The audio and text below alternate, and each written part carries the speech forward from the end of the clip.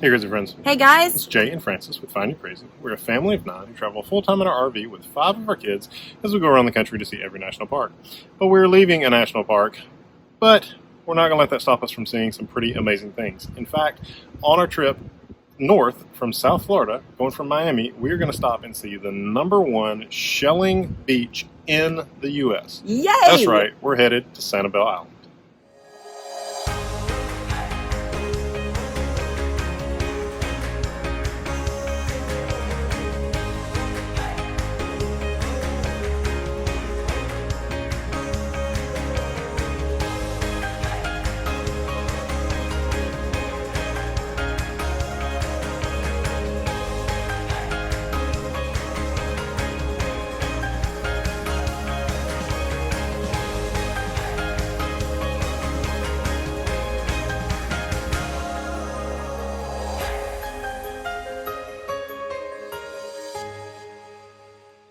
So we are heading from Miami back to Alabama to see some family, and so we are headed into some country that we've actually never been into before, and that is the west side of Florida.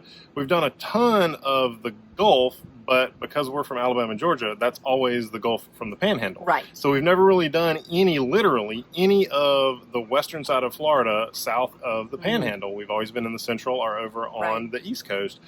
And so we had heard from several people that Sanibel Island is just amazing, and it is actually nationally known as one of the best shelling beaches in all of the nation. And it's also supposed to be an amazing place to see sunsets because obviously it faces out into the water to see the sunset. So we are super excited. We are staying in Fort Myers, which is basically just across the bridge from the island. So we're about 25 minutes from the beach that we're going to be at. There's several public beaches there. We are headed to Bowman. We were actually going to go to Turner Beach, and then we had 2 people recommend us. A friend who stays in the Fort Myers area. So this is outside the Fort Myers. We're staying. We're in Fort Myers, yeah. In Fort Myers. But we had a friend tell us, "Oh wait, you need to go to Bowman Beach." And then when we got here, I asked the guy at the check-in desk, like, "Hey, we're coming just for a night to go do some shelling," and he said, "Oh, cool, where are you going?" I said, "Turner Beach." He said, "Nope." He said, "You need to go to Bowman." So apparently that's the next beach up, well, I guess technically down south on the island, but there's apparently so much better parking and public access there. And you pay by the hour, and so we're going to see what that's like. But this was literally something I wanted to do. This is on the way back to see family, but it also was just a really short drive, and we are just going to spend a couple of hours here. So we're going to let you know if it's worth it just to stop through for a few hours. We're staying one night here. We got up early this morning and made sure that we were here in plenty of time to get some sunlight and a beautiful sunset. So we're going to let you know if you can do Sanibel Island and some incredible shelling in just a few hours. So come on with us.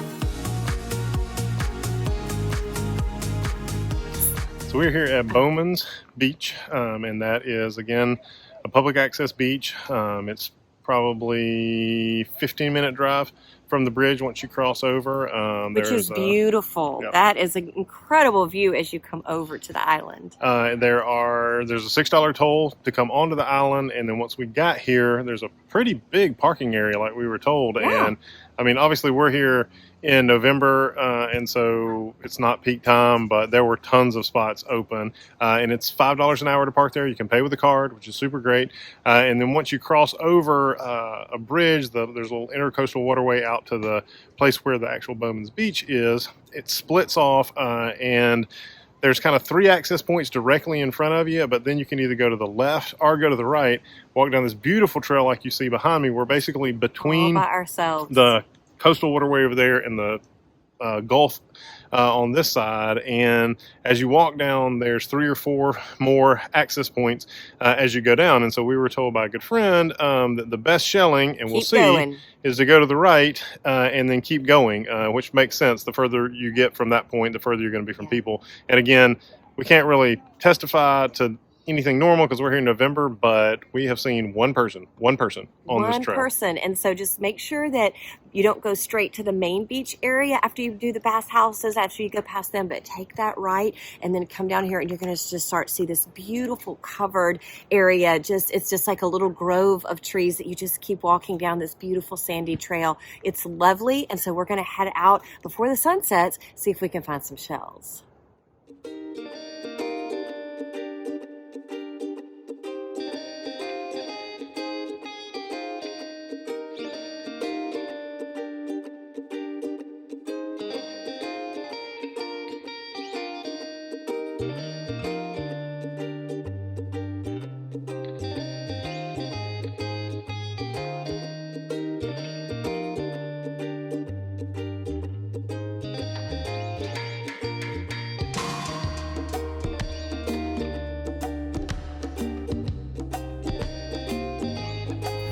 What are you doing? Literally a trove of shells everywhere. I mean, it's crazy. As far as you can see, just hundreds of shells everywhere.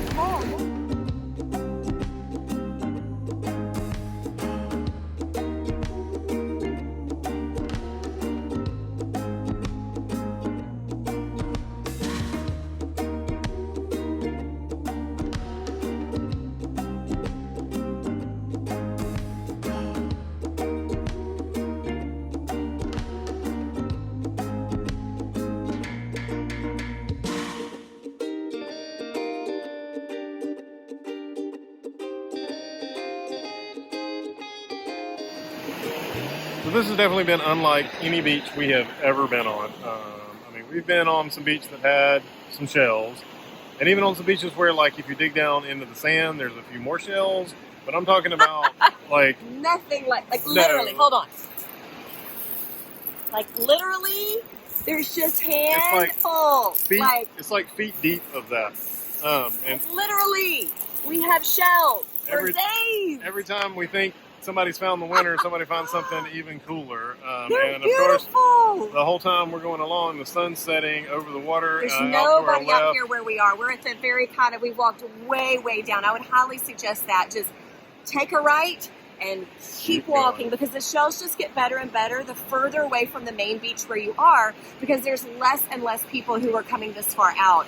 And so it is worth it. Come at sunset, figure that out, look it up on the Weather Channel, and just walk as far as you feel comfortable, because it just keeps getting better and better. And then, I don't know, towards the end of the beach right here, there is just this trove of more shells than I've ever seen in my life. It's like a trough that kind of got done into the sand, and so, I mean, literally, it's probably 6 or 7 feet wide. You can get buried your body in it. It's probably 30 feet along the shore, and I mean, I kid you not when I say it's shells only, no sand, like 2 feet deep. And shells intact. Right. So we've seen like shattered kind of shell sand.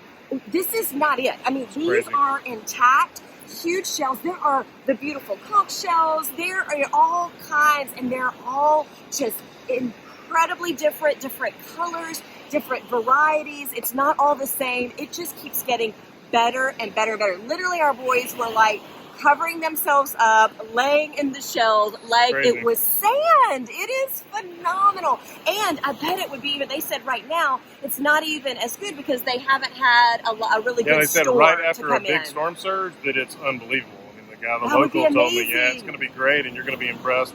But after a storm surge, it's like next level stuff. Yeah, so normally when you come to the beach, you don't pray for a big storm, but if you're coming to Sanibel, look for a day that's super bad weather and then come the next day. So you got to come here. It is spectacular, and really just keep walking down and down and you'll just have the whole place. There is not another human being around us for as far as we can see, and it is perfection here.